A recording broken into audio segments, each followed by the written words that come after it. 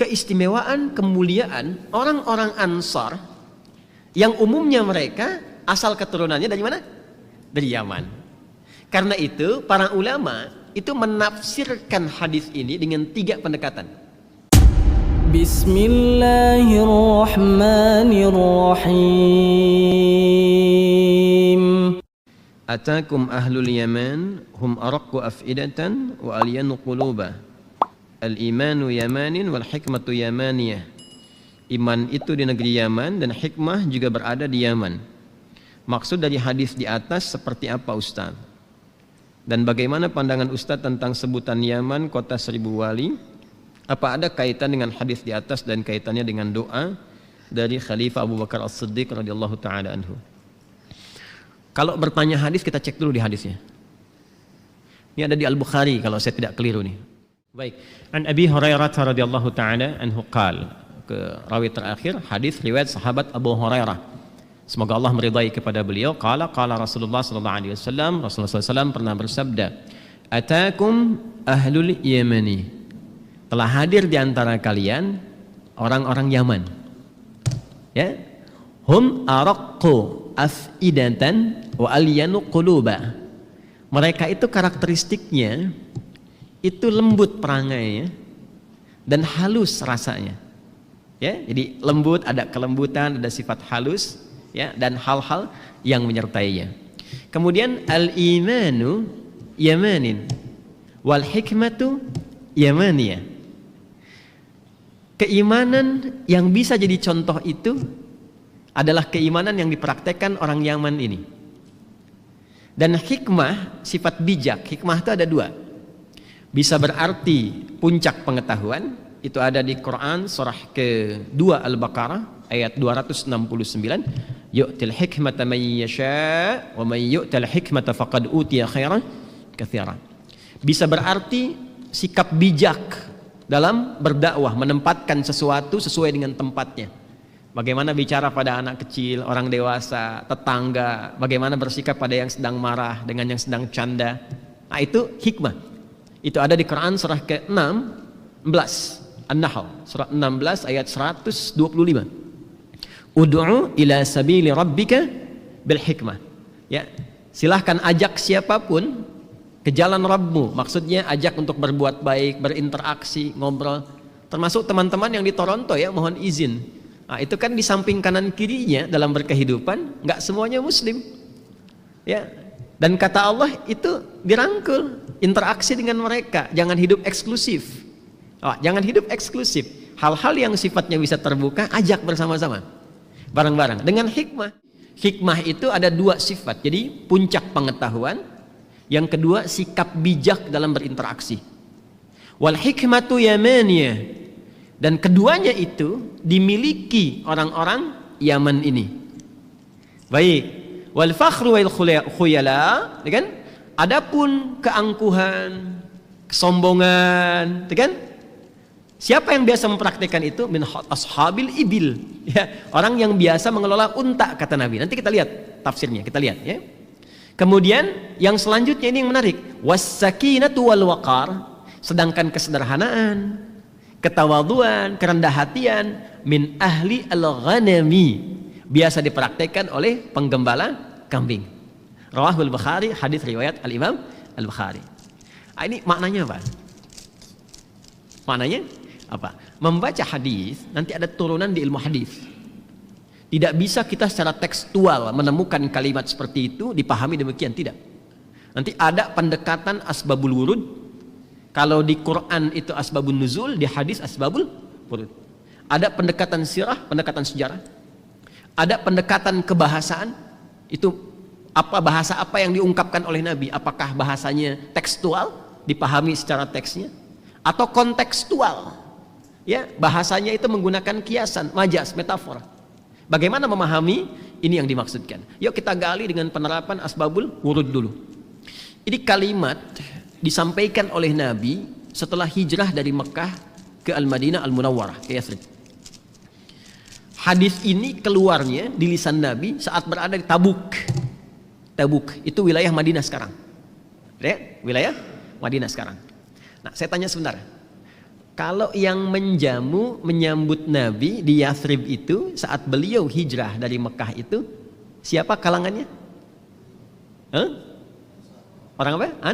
Ansar. Baik. Kalau yang hijrah disebut apa?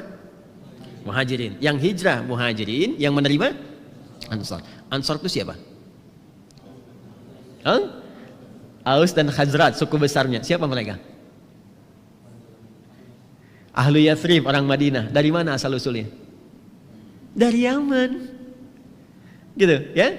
Jadi mereka itu mulanya dari Yaman. Penduduk besar, etnis terbesar, suku terbesar di Madinah pada masa itu sampai dengan kini, kan?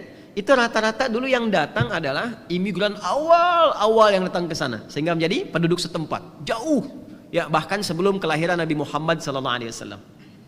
Bahkan mereka nanti 600 tahun sebelum kelahiran Nabi itu sudah eksis, sudah maju. Jadi sudah menjadi bagian dari penduduk yang memang sudah mengakar di sana.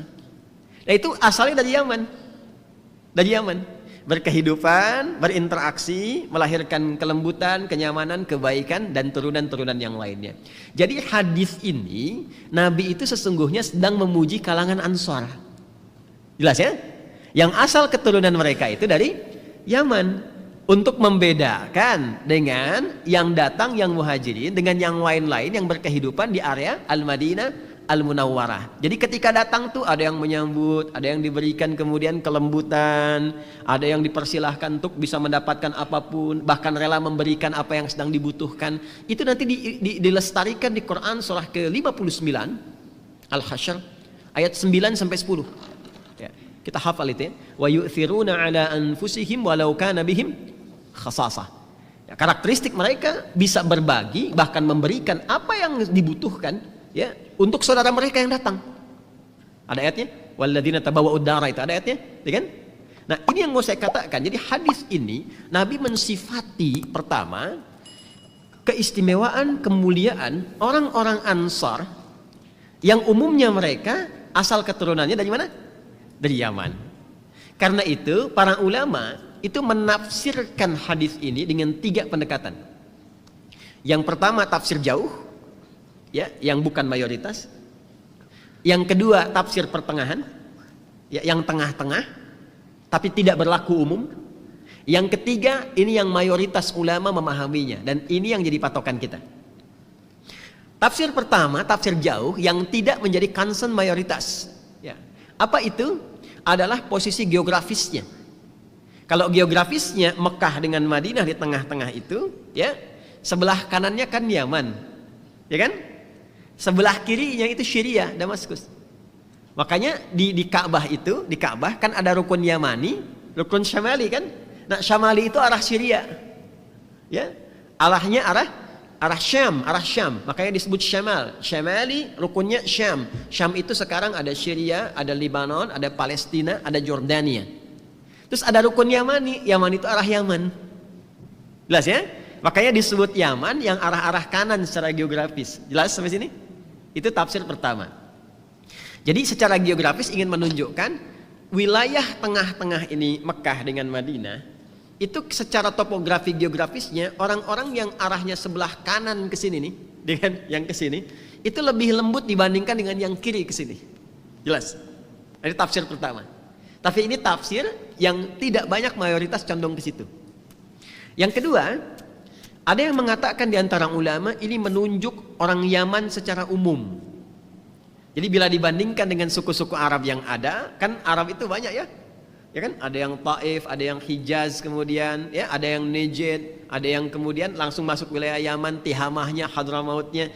Nah, ini umumnya wilayah-wilayah yang Hadramaut, wilayah-wilayah yang Tihamah, ke Yamannya ke sebelah sana, itu lebih lembut dibandingkan dengan yang Najd. Jelas ya?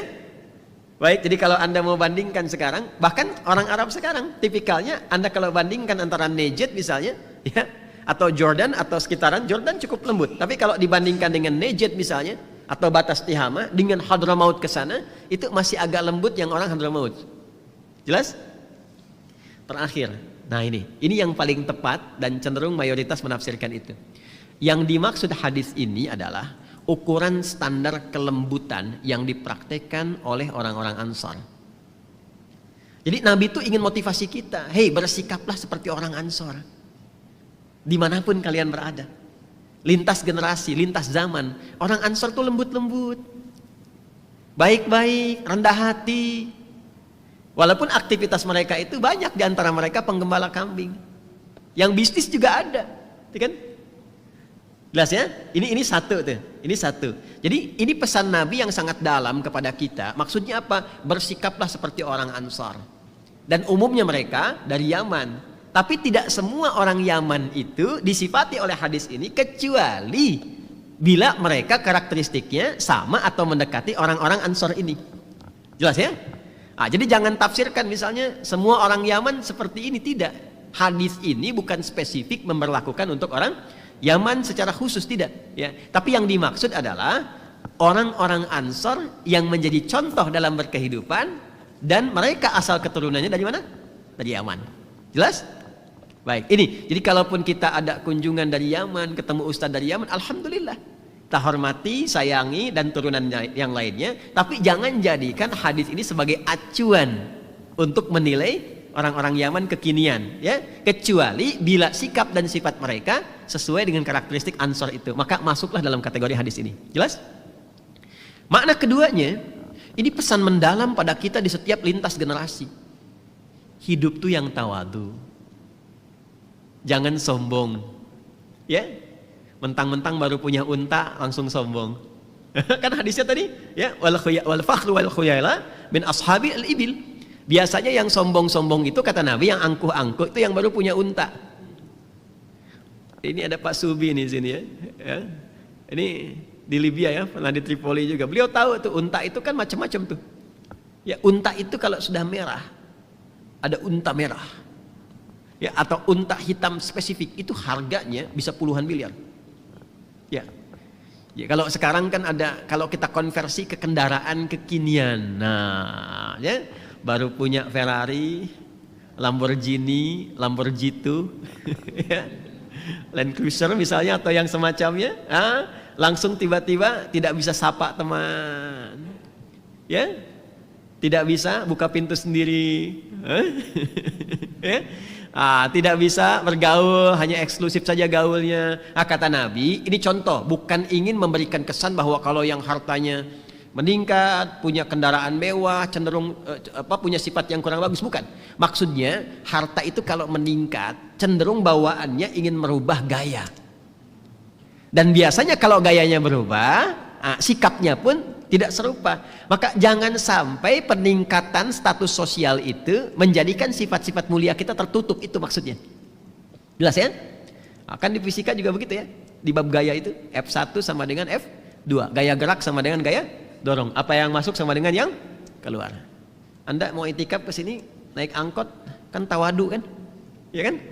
Duduknya juga berbagi dengan orang. Begitu keluar tawadu, nunduk. Setelah itu sedekah ya.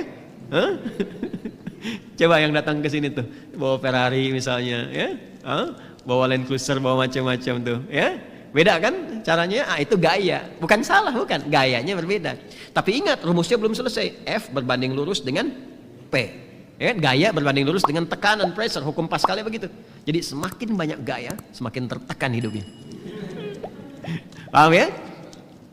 Ini maksudnya. Jadi hadis itu dimaksudkan untuk pesan kepada kita bersikap yang tawadhu, bersikap yang rendah hati, belajar tingkat keilmuan yang tinggi seperti ahli Ansor semangat. Ansor itu semangat, ilmu bisnisnya hebat, kan? Mengajinya kuat. Wah, ini yang paling ideal deh Bu, kalau ibu menemukan tipikal seperti orang Ansor, cepat titipkan itu anaknya. Ya, pintar, bijak, ya, rendah hati. Pintar, bijak, rendah hati. Dan yang paling ideal lagi cukup harta itu tadi disebutkan. Jelas ya?